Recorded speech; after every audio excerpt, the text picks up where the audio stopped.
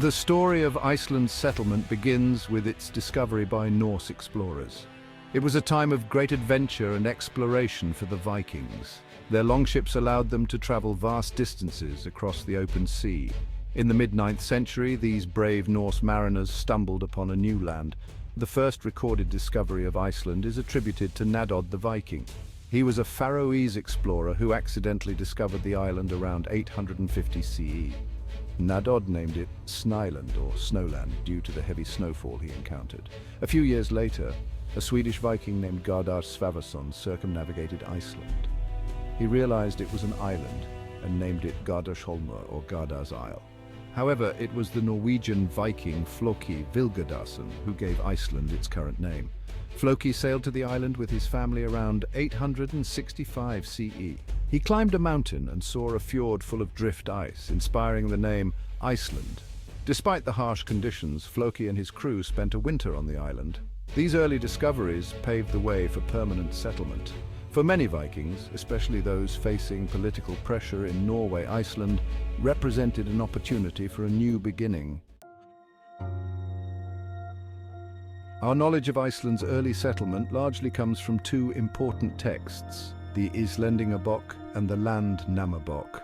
The Islendingabok, or Book of Icelanders, was written by Ari Thorgilsson around 1122 to 1133 CE. It is a concise account of Iceland's history from the settlement to Ari's own time. Ari consulted older people who had preserved oral traditions and used written sources when available. The book provides a chronology of important events, including the establishment of the Alþingi and the conversion to Christianity. The Landnámabók, or Book of Settlements, is a more detailed account. It lists over 400 original settlers and their descendants, describing where they settled and providing genealogies. The Landnámabók exists in several versions, compiled between the 12th and 14th centuries. These two books complement each other. The Islendingabok provides a broad historical framework. The Landnámabók fills in the details with names and places. Together they paint a vivid picture of Iceland's early years. They tell us not just who came, but where they came from and why. These texts have shaped Iceland's understanding of its own history for centuries. The Islendingabok is remarkable for its attempt at historical accuracy. The Landnámabók is unique in world literature, providing a comprehensive account of Iceland's settlement period. These texts remain our most valuable sources of information about this period. Among the many settlers mentioned in the ancient texts, one name stands out, Ingólfur Arnarsson. He is widely recognized as Iceland's first permanent settler. Ingólfur was a Norwegian chieftain who left Norway around 874 CE due to a blood feud. His decision to settle in Iceland marked the beginning of the Age of Settlement. Ingólfur had visited Iceland before and was impressed by the land's potential. When political troubles forced him to leave Norway, Iceland seemed like the perfect destination. He gathered his family, followers and livestock and set sail for their new home.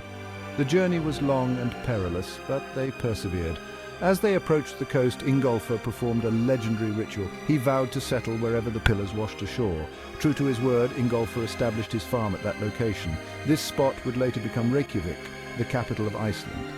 Ingólfur's story is a blend of historical fact and Norse legend. Ingólfur Arnarsson did not make this journey alone. By his side was his wife, Hallveig Frodadottir. Hallveig's role in the settlement of Iceland is often overlooked, yet she was crucial to their venture's success. The couple's decision to leave Norway was not taken lightly. They were leaving behind everything they knew. I likely played a key role in preparing for the journey, overseeing the packing of supplies and the care of livestock. Upon reaching Iceland, Ingólfur and Hallveig faced immense challenges. The land was raw and untamed, winters were harsh, and resources were scarce. The success of Ingólfur and Hallveig's settlement encouraged others to follow. Soon more ships were making the journey across the sea.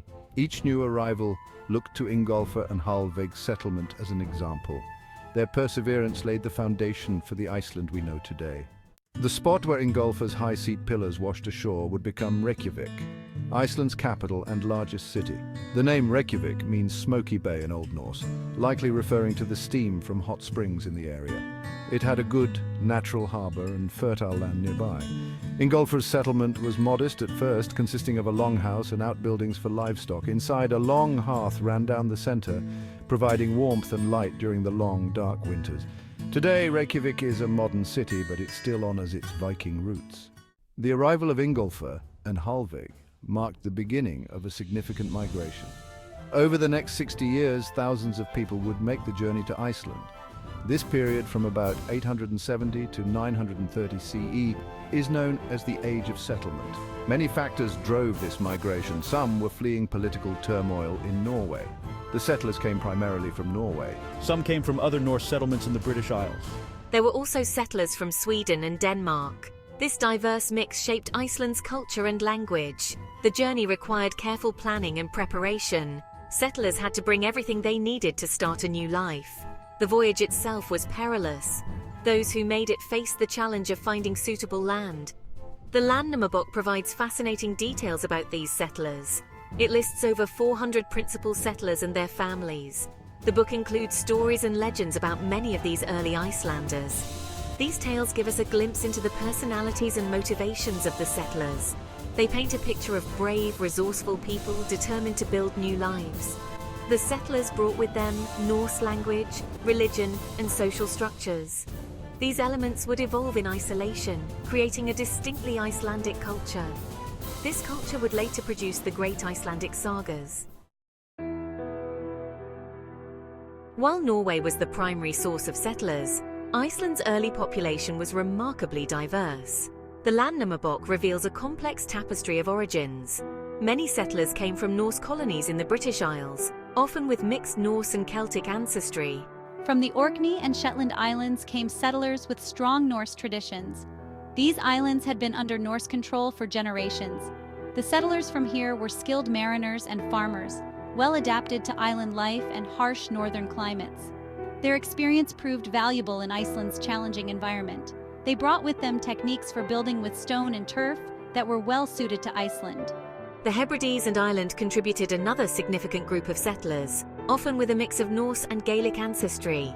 They brought with them elements of Celtic culture and language. Some scholars believe that Celtic slaves or servants also came with these settlers. This Celtic influence can still be seen in some Icelandic names and in elements of folklore. There were also settlers from Sweden and Denmark, though in smaller numbers. This diversity contributed to the unique culture that developed in Iceland, a culture that was distinctly Norse, yet with its own character. The first generations of Icelandic settlers faced immense challenges. They had to adapt to a harsh and unfamiliar environment. Iceland's landscape was unlike anything most of them had known. Volcanic activity, glaciers, and unpredictable weather were constant threats, yet they persevered and built a thriving society. Agriculture was central to the settlers' survival. They brought with them livestock, primarily sheep, cattle, and horses. These animals had to adapt to Iceland's climate and vegetation. The settlers also grew crops, though the short growing season limited their options. Barley was the main grain crop, along with some vegetables. They supplemented their diet with fishing and hunting. Seals, whales, and seabirds were important food sources. The basic unit of society was the farm. Most people lived on isolated farmsteads spread across the landscape. These farms were largely self-sufficient, producing their own food, clothing, and tools. Trade between farms and with occasional foreign merchants provided additional goods. The farmstead typically consisted of a main longhouse and several outbuildings. These structures were built using local materials like turf, stone, and driftwood. Social life centered around the farm and extended family, but there were also larger gatherings like the Thing, a local assembly. The period from 870 to 930 CE is known as the Age of Settlement, or Landnámsöld in Icelandic. This was a time of rapid change and growth for Iceland. The population grew from a handful of settlers to several thousand. By 930 CE, most of the habitable areas of Iceland had been claimed. This marked the end of the free land that had attracted many settlers. During this period, the basic patterns of Icelandic society were established. The land was divided among the settlers, with each chieftain claiming a large area. They would then allocate portions of this land to their followers, creating a network of interdependent farms and communities.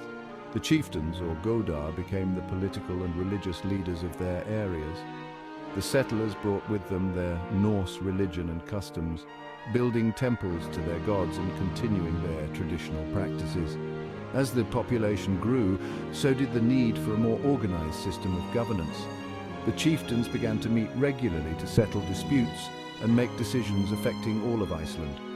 This led to the establishment of the Alþingi in 930 CE, marking the end of the settlement age and the beginning of the Icelandic Commonwealth period. The Viking settlement of Iceland had profound and lasting impacts on the island's history and culture. It laid the foundation for a unique society that would develop over the centuries. The settlers brought with them Norse language, religion, and social structures. These elements would evolve in isolation, creating a distinctly Icelandic culture. This culture would later produce the great Icelandic sagas, some of the most important works of medieval European literature. The settlement pattern established in this early period shaped Iceland's development for centuries. The dispersed farmsteads and local assemblies led to a decentralized form of governance. This contributed to Iceland's unique political evolution. Unlike most of Europe, Iceland never developed a monarchy. Instead, it had a form of aristocratic republic known as the Icelandic Commonwealth. This lasted until the 13th century.